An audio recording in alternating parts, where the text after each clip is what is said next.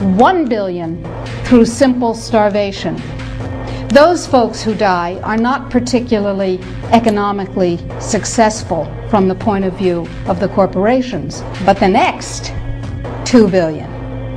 They will die from the preventable diseases of undernutrition.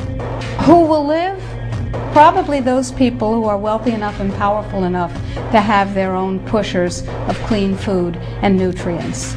So we need your help, because the United States leadership is what's going to literally save the population of the planet. The UN has put out dozens of public documents where they're calling for an 80% world population reduction. In fact, at the Beijing Women's Conference, the World Conference, back in 1997, the head of the UN Food Program said, "We will use food as a weapon against the people."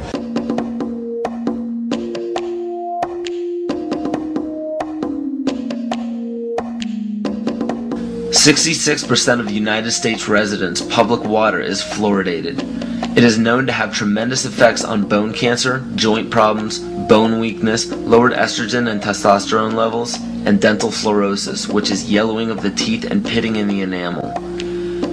Wouldn't it make more sense to enhance public water with vitamins which are meant to be ingested to promote overall health, rather than putting such a toxic chemical in our water with a bogus explanation that it will improve our dental health?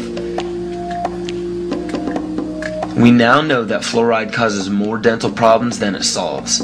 Something doesn't seem right about this. Do you honestly believe that these companies care deeply enough for the people to spend large amounts of their own money to fluoridate public water when the people already purchase their own toothpaste? But there's a difference between toothpaste and drinking water. We don't ingest toothpaste. If you go to any hardware store and look at any rat poison product, you will only find one ingredient: sodium fluoride. It is the most toxic ionic molecule outside of potassium dichromate. Now Dannon, along with other companies, have begun fluoridating bottled water. It is becoming increasingly difficult to get away from. And the fact that fluoride is also used in many prescription antidepressants shows that it eliminates aggression and motivation in people. Fluoride, to my knowledge as a physician, has absolutely no biological benefit whatsoever. But one of the significant things is that the Russians carried out all sorts of experiments on the people living in the Gulag. One of them, of course, was to fluoridate the water. Why? You fluoridate the water, why people are not as aggressive as they ordinarily would be. In fact, what is the active ingredient in Prozac that is so widely distributed in America today? Well, it's a fluoride compound. And now, we are finding that public water nationwide is showing up with arsenic, lead, cadmium, and thermonium, which is a radioactive form of lead. Cancer, lowered sex drive, birth defects, sedation, and brain defects. Does this not sound like a wonder drug for anyone aiming to control a population? It's quite astonishing, Paul, the degree to which environmentalists have not been educated about fluoride. You know, people have an unconscious trust in their doctor or their dentist, and if you can persuade doctors and dentists that fluoride is safe and good, then you're able to reach the rest of the nation. People believe their doctors and dentists, and that was a way of promoting fluoride for Bernays. Fluoride was killing their cattle, destroying their crops.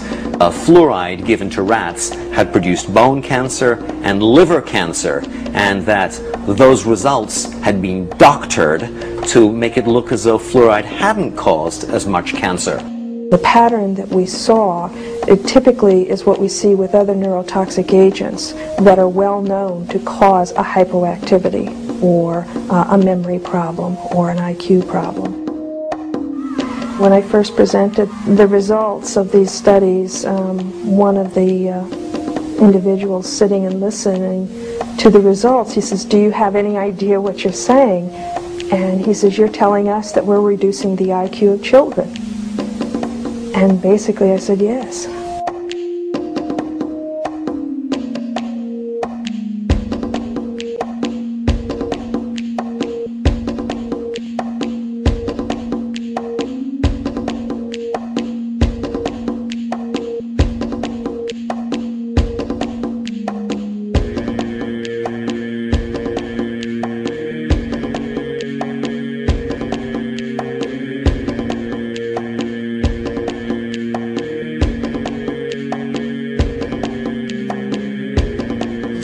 Aspartame, the artificial sweetener found in almost every low-sugar or sugar-free product on the market. First of all, aspartame is made up of three things: methanol, which of course is what produces blindness, aspartic acid, and phenylalanine. These are all poisons. Aspartic acid, of course, produces brain lesions. This was known back in the early 1970s. Methanol produces blindness. Phenylalanine is what you see in the brain, and in high dosage it produces trauma. We're not making this all up. The FDA did publish back in, I think it was the 80s, they did publish the 92 potential side effects of aspartame. And they do, these side effects are quite, are extremely serious. Things like dizziness, problems with balance, abdominal pain and cramps, changes in vision, seizures and convulsions, etc., etc. So the nervous system seems to be one of the areas that's most affected. So we see people have difficulty thinking. They feel like they're walking around in a cloud or a fog. Yet despite all of these harmful effects, Donald Rumsfeld pushed it out into the stores in over 5,000 products when he was CEO of Searly, the company that manufactured aspartame.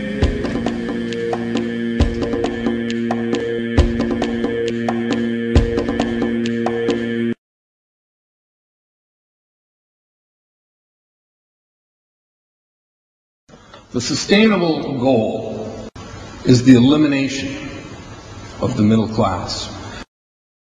The world cannot support 6 billion people. But you see, the plan behind sustainable development includes population control. It's a program for land use control, education control, and population control. The leaders of the sustainable movement say that the world's human population should not exceed 500 million people. That's a 93% reduction of today's population levels. In 1992, while the Rio Conference was going on, George Bush, then president, was there. He was just offshore in Prince Charles's yacht, where he executed the Agenda 21 protocols on behalf of the United States and brought it back to Washington, D.C. Within a year, Bill Clinton, by executive order, established the President's Council for Sustainable Development. In 1996, Bill Clinton set up the President's Council on Sustainable Development. One of the dictates of Agenda 21 is that every country in the world is to set up a national council to oversee the implementation of Agenda 21. I've listened to Gorbachev explain, we are writing a new set of 10 or 15 commandments to replace the original 10. Which one of the 10 do you think these guys don't like? Thou shalt not lie, thou shalt not steal, thou shalt not covet. Because I'll tell you what, these people have lied to us. They're in the process of stealing all of this nation's natural resources, and they covet everything you have left.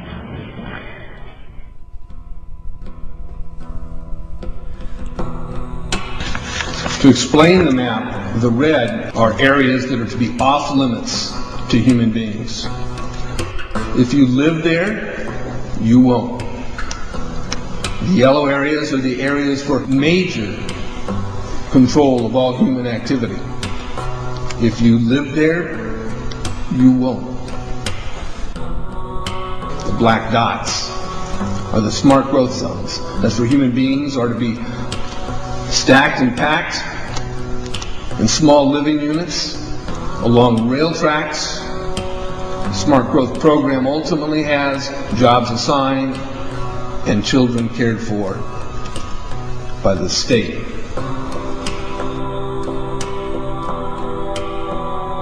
And in conjunction with Codex Alimentarius, food will be limited and water consumption will be decreased to 10 gallons per day per person. That is over a 90% reduction in people's average daily water consumption.